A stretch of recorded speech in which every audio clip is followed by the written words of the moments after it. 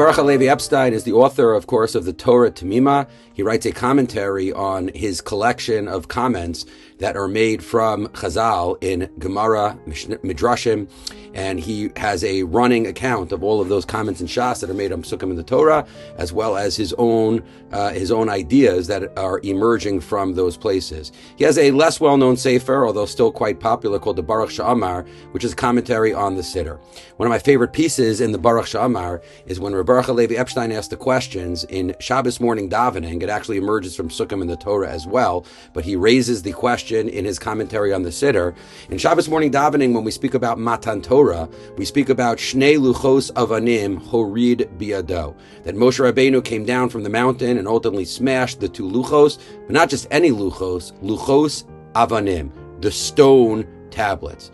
And Rav Baruch Levi Epstein asked in the Baruch Sha'amar, why is it that we refer specifically in a number of places to our luchos, which are so central to Jewish history, so central to our understanding of Torah? Why do we refer to them as stone tablets? What difference does it make exactly the materials that the Torah was engraved on? We know that the Torah has enormous halachically significance when it is written with ink on cloth. We know that there are materials that were used in the construction of the Mishkan, other than stone, that were remarkably important. Maybe the luchos could have been just as easily, asked Rav Baruch Halevi Epstein, written on gold or written on silver, etched into metal as opposed to etched onto stone. Sure, there might be significance, but the very name of the luchos, Luchos Avanim, why does that matter at all? What difference does that make to refer to them as Luchos Avanim? This seems to be a very, very overrated and overemphasized type of description. It was a cynical comment that was made about certain restaurants,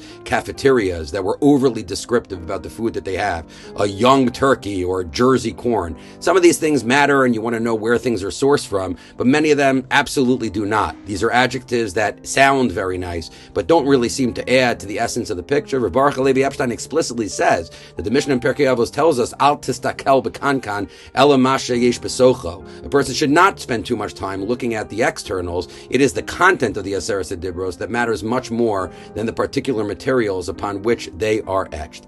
Rav Baruch Halevi Epstein answers that the word avanim does not necessarily mean that it is made out of stone per se, because an even can also be not just a stone, but a cornerstone. Luchos avanim means that these luchos and these ideas are meant to be the foundation of our very existence. They are meant to remind us of the core principles, ideas, and beliefs that define our religious lives. Luchos avanim. Make luchos, learn the luchos, and learn Torah that is the cornerstone and bedrock of our very, very existence. And Rav Baruch Halevi Epstein points to this week's Parsha.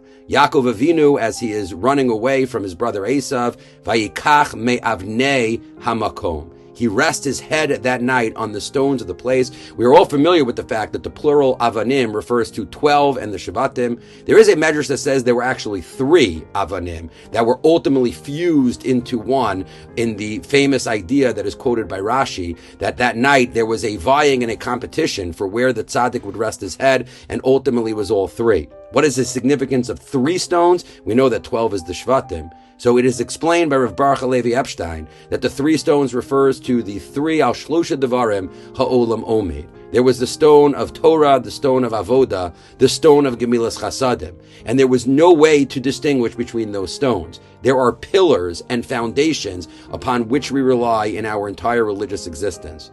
In times of turmoil, in times of distress, it is critical to remember that there are these bedrocks. There is the Tzur, Mishalo, and the Ma'os Tzur in the spirit of Hanukkah and the upcoming season.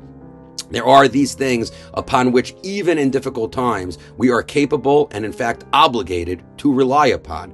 There are avnei hamakom. There is an even pina. There are luchos avanim and things that we can rely on. In the world of time management and business management, the number one rule that is given is that a person should have their rocks. A person should have their basic points of focus and emphasis upon which they are able to rely and make sense of an ever tumultuous word. When we work into a JSU club or we attend a Shabbaton, when we have difficult conversations and meaningful conversations, we are meant to rely on avnei hamakom. We are meant to rely on those foundation stones and those anchors that remind us what it is that we are doing, why we are doing it, and how we will be successful and victorious in all of our efforts.